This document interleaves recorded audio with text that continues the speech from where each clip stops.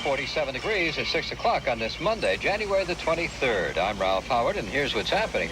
Police report a development in the search for the man wanted in the wounding of 2 cops in Bed-Stuy, Brooklyn. A news conference getting underway.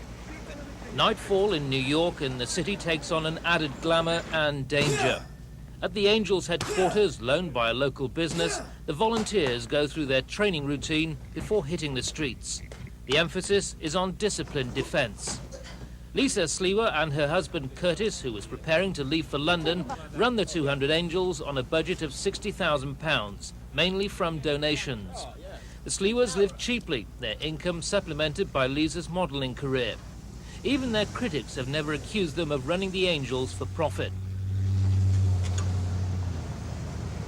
The subway patrol is organised on military lines, even if some of the manoeuvres look like scouts on patrol.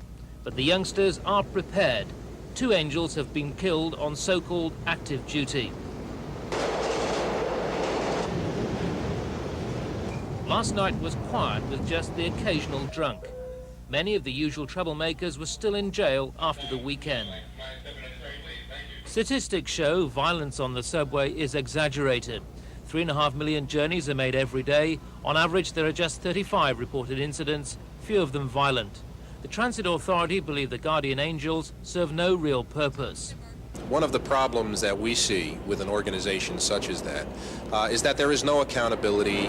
You don't know how many there actually are. You don't know what they're doing. And they lend confrontation. They lend themselves to confrontation. And that's dangerous. The authority have worked hard to clean up the subway's graffiti-ridden image and ease passengers' fears. They refused to lend a painted train for the making of Crocodile Dundee. It was, they said, no longer true to life. It's hardly surprising the Guardian Angels have flourished in New York. To many, they're seen as providing a vital service which the authorities have failed to do. To the police and authorities, they're at best a nuisance and at worst a dangerous provocation. My view on the Guardian Angels is they're out there to try to help people, you know. Maybe they're taking the law into their own hands, but they're looking over your back, you know. They're looking over your shoulder, especially in the subways. I think they do good. They're good. Most of us feel safer in the subway cars when we see their presence.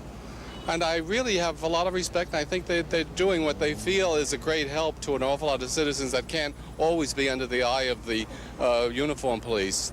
But to some, the Angels have a tarnished image. More than 250 have been arrested since they first appeared 10 years ago. Charges varied from assault to riot. City officials, who are stung by suggestions that the Angels are doing their job for them, say the Red Berets are inexperienced and misguided. Sometimes, because the Guardian Angels are young youths who are not trained, when they engage in police tactics such as apprehending somebody or searching someone, they risk injury to themselves and others. Recently, we had a 15-year-old boy who was a Guardian Angel who was knifed during an altercation. I mean, there was absolutely no reason for a 15-year-old to be out on the streets trying to apprehend somebody and to engage in police tactics.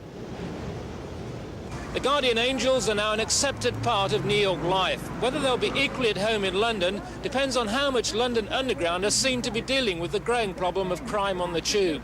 Because as in New York, the fear of crime is often greater than the chance of people becoming victims. This is Ken Andrew with the Guardian Angels in New York for Thames News.